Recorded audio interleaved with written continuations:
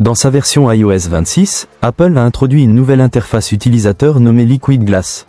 Cette interface repose sur un principe de transparence accentuée, où les menus deviennent translucides et les notifications floutées, réduisant parfois significativement la lisibilité du contenu affiché à l'écran.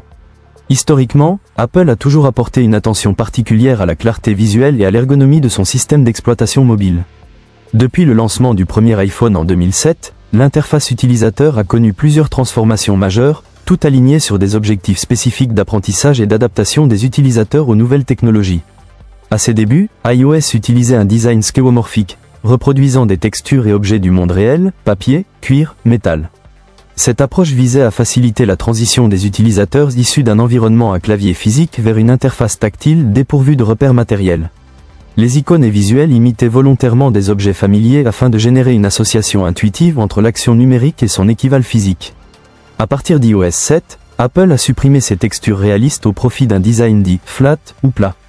Ce changement a été largement critiqué à sa sortie, mais il répondait à une nouvelle nécessité, la gestion croissante de la complexité fonctionnelle de l'iPhone, multiplication des applications, notifications, tâches simultanées. Le flat design visait à uniformiser les repères graphiques et à simplifier la navigation dans un système de plus en plus dense.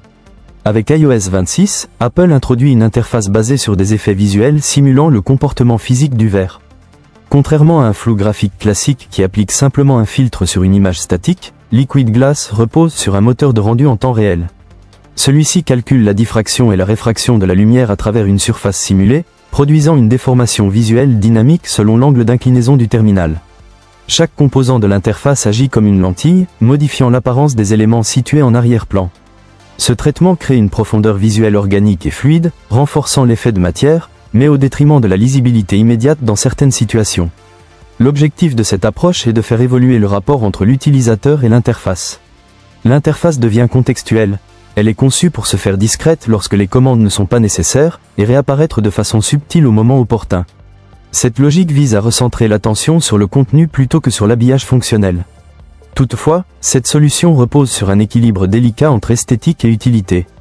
En rendant certains éléments volontairement moins visibles, la lisibilité et l'accessibilité peuvent être affectées, notamment dans des contextes de forte luminosité, pour les personnes atteintes de déficience visuelle ou dans les situations d'usage rapide.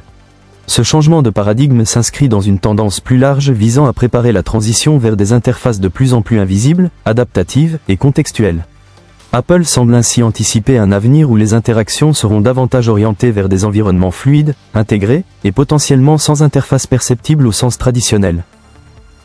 Pour optimiser la concentration sur le contenu, une nouvelle interface a été développée avec un réalisme visuel élevé. Ce réalisme, toutefois, peut devenir une source de distraction. Certains détails sont bien exécutés, mais appliqués à des éléments plus larges, l'effet peut paraître excessif.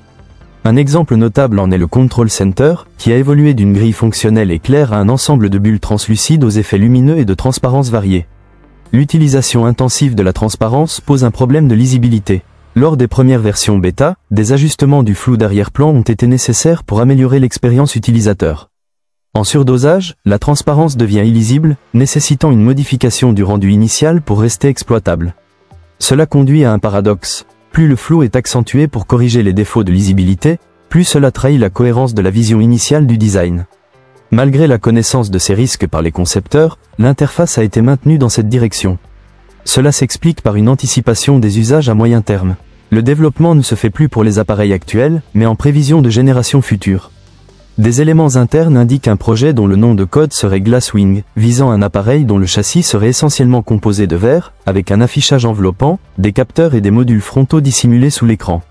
Ce type de conception impose de nouveaux défis d'interface. Le but est d'abolir la séparation entre matériel et logiciel. En reproduisant les propriétés optiques du verre dans l'interface, l'utilisateur est peu à peu habitué à percevoir l'interface et l'objet comme une seule entité. Cela passe par des déformations subtiles, des reflets, des effets de profondeur et de lumière simulés numériquement. L'interface devient ainsi liquide, fluide, capable de s'adapter aux transformations physiques de l'écran, un impératif dans le cadre du développement de formats pliables. Le système d'exploitation doit pouvoir s'étendre ou se contracter de façon fluide, à l'image de l'eau épousant la forme de son récipient. Par ailleurs, un changement de numérotation est intervenu, faisant passer directement d'iOS 18 à iOS 26. Cette décision vise à aligner les systèmes d'exploitation sur l'année de sortie, dans une logique d'écosystème unifié. Vision OS, par exemple, applique une esthétique identique. Les applications y apparaissent sous forme de bulles translucides, avec des propriétés visuelles similaires, courbure, réflexion, opacité. Cette homogénéité visuelle prépare une évolution plus radicale, la transition vers une informatique spatiale. L'évolution attendue consiste à superposer des éléments numériques dans l'environnement réel via des dispositifs comme des lunettes connectées. L'objectif est de permettre une continuité d'expérience entre différents terminaux, smartphones, tablettes, lunettes, sans rupture cognitive. Cependant, une telle transition nécessite un conditionnement progressif. Les paradigmes actuels reposent sur des interfaces planes, opaques, encadrées. Pour préparer le passage vers une interface flottante, intégrée dans l'environnement, il faut familiariser les utilisateurs à dissocier l'information de son support.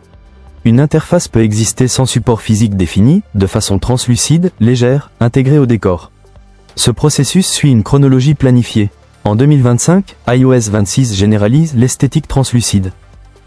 En 2027, un appareil intégrant pleinement cette esthétique, avec une structure de verre et une interface immersive, est prévu.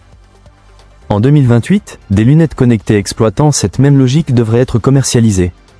Chaque phase prépare la suivante. Le logiciel introduit une esthétique virtuelle, Liquid Glass, le matériel l'intègre physiquement, Glasswing, puis les dispositifs immersifs la projettent dans l'espace réel, Apple Glass. Cette approche repose sur une maîtrise complète de la chaîne de production, du silicium aux algorithmes de rendu, difficilement réplicables par la concurrence. La complexité des effets visuels dynamiques nécessite une puissance de calcul et une optimisation que peu d'acteurs peuvent égaler. Ainsi, la transformation actuelle de l'interface n'est pas une fin en soi, mais une phase de transition. Il ne s'agit pas seulement d'un changement de design, mais du début de la disparition de l'interface telle qu'elle a été connue pendant des décennies. Le but est d'intégrer pleinement l'interface dans l'environnement réel, jusqu'à en faire une couche naturelle et invisible de la réalité augmentée. Les décisions d'Apple en matière d'interface ne répondent pas seulement à des impératifs de style ou d'ergonomie immédiate.